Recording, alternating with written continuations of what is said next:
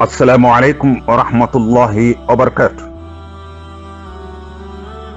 Alhamdulillahi alladhi biyadihi tatimmu salihat. Wa usalli wa usallimu ala al-habib al-Mustafa sallallahu alayhi wa sallam wa ala alihi wa ashabihi wa man ihtada bihudahu ila yawmuddin. Abad. All praises belong to the Almighty Allah. May his peace and blessings be upon the Prophet of Islam Muhammad sallallahu alayhi wasallam, his household followers, and all those who follow the path of Allah to the day of judgment. We're coming your way with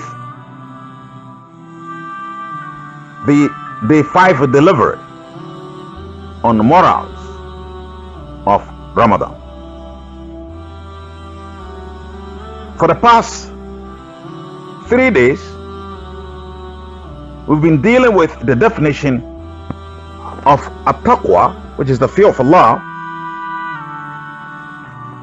as delivered by Imam Ali bin Abi Talib. We mentioned that Imam Ali has given a 4-dimensional definition to at-taqwa. Dimension number 1 is al-khawfu min al-jalil, to fear the Almighty. Dimension number 2 is at-tasdiqu bit-tanzil, to believe in the revelation of the Quran. Dimension number 3 is ar-rida bil-qalil, to be content with the little that a person has. The 4th dimension, which is the last one, on which we are going to deal with briefly this afternoon, is al-istidadu lil-rahil, to prepare oneself for the journey after death. According to Islamic theology, life is a continuous phenomenon. We hold the strong belief that life continues after death. So we have what we call this worldly life. Then we have the life of Barzakhia, which is the median life. And the third one is the life of the day of judgment. Essentially, the life of this world is the preparatory one for the life in Barzakhia, which is the life in the grave and the life in the hereafter. Anyone who gets the life in this world wrong will get the life in the grave and in the hereafter, all of them wrong. Anyone who gets the life of this world right will get the grave one right and that of the day of judgment right. Based on this statement in relation to the continuity of life, it becomes very clear and apparent that the life of this world is the most important. If indeed one is preparing himself for the life after death. The life of this world is a place for constructing one's future life in the grave and in the hereafter. And to help man lead a very purposeful life, a life driven by a sound vision, a life that has a very strong premise of belief in the Creator and the fear of the Creator.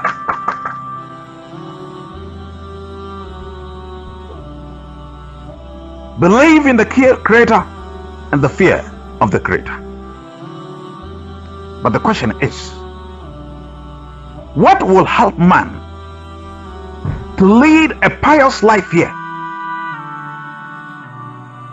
in order to attain this required status or a status of bliss in the grave and in the hereafter? Knowledge of something helps one to handle it well.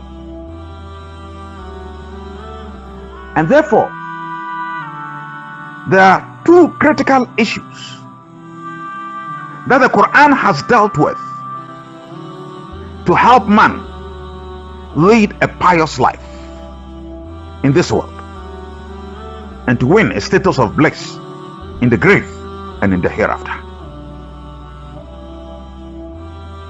The two approaches adopted by the Quran is one, to describe to man what kind of world that he is living in,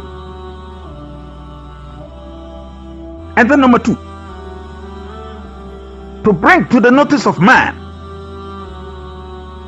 that he is not an eternal being. I repeat, the Quran brings to the notice of man that he is not an eternal being, meaning he's not going to have an everlasting life here.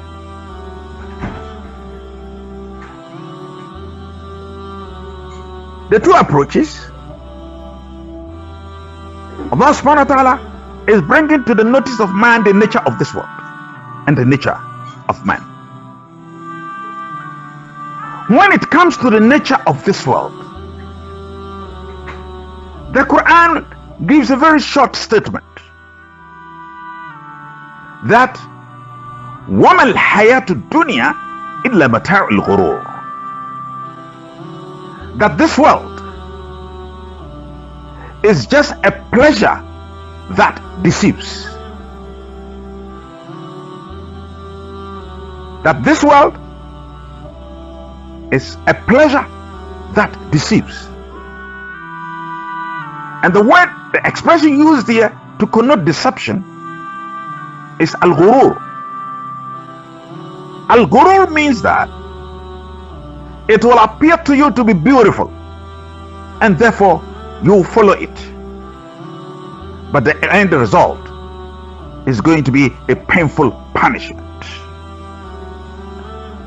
But the beauty of it is so tempting.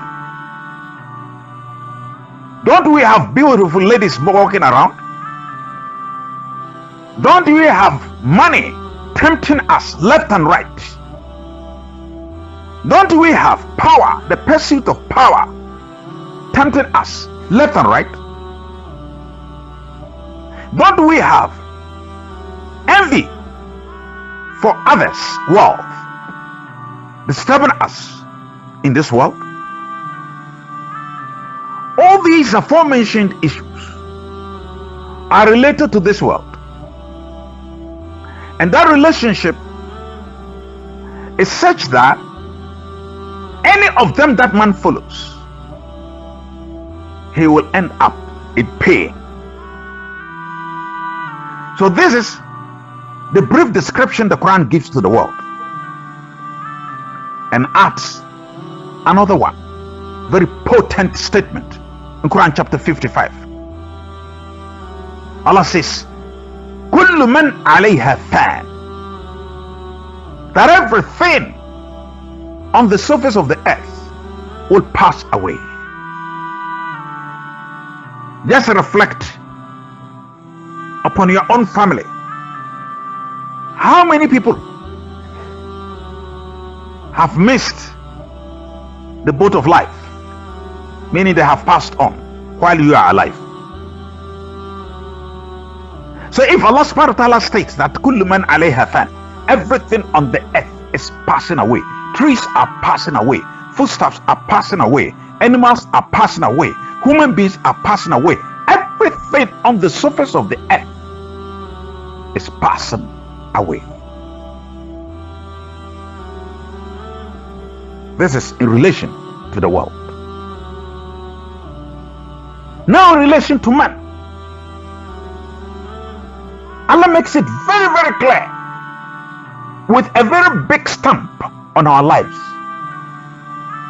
when He states emphatically and categorically that kullu nafsin dha'iqatul maut, that every soul will taste death. So the question is, after death, where is man going? The Prophet on one occasion drew a circle on a board. He was explaining a point to his followers, and he drew a circle with a big dot in the middle and small dots around the big dot in the circle, that is in the circumference of the circle. Then he drew an arrow in the circle, extending it from the big dot in the middle beyond the circumference of the circle. And he asked the followers, what is this? Then they all said,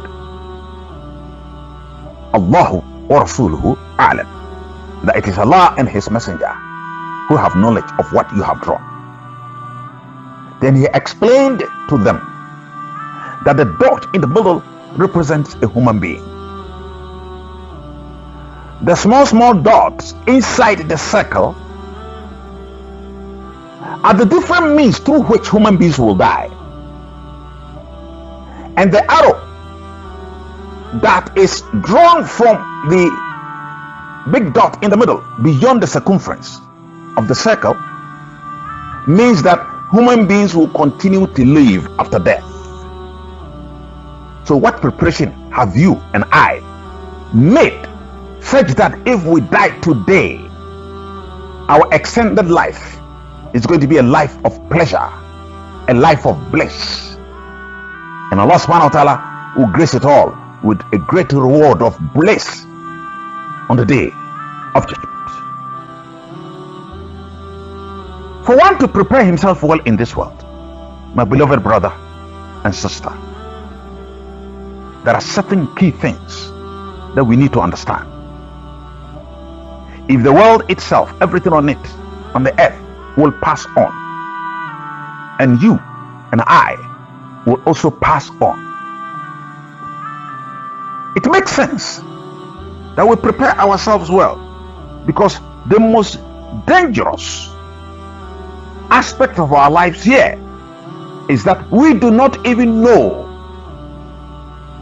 how we are going to die, when we are going to die, where we are going to die.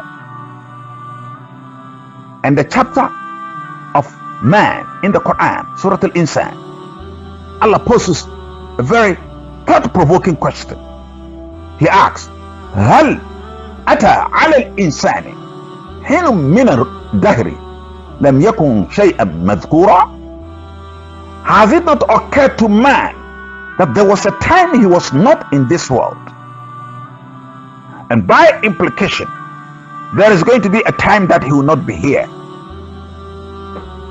So the question is, what are you doing with your life, and what am I doing with my life? But it is important to remind ourselves that we have been very fortunate to be alive in this great month of Ramadan. If you miss the boat, you have cheated yourself. Imam Shafi'i, that great scholar of Islam, stated that any enjoyment, any form of enjoyment that man exposes himself or herself to in this world, at the end of which he's going to have pain and punishment, so that enjoyment is a stupid enjoyment. And in another statement he said, anyone who does not worship Allah and fear him and deceives himself with worldly pleasures and unnecessary amassing of wealth, illegal amassing of wealth, all because of love for this world. Imam Shafi'i says that person has cheated himself. We love ourselves. Therefore, let us translate that love into the fear of Allah so that He will bless us and accept us into His grace. I ask Allah subhanahu wa ta'ala to bless all of us and all of you and strengthen us in Iman for our lives to be positively transformed in Ramadan and after Ramadan. Assalamu alaikum wa rahmatullahi wa barakatuh.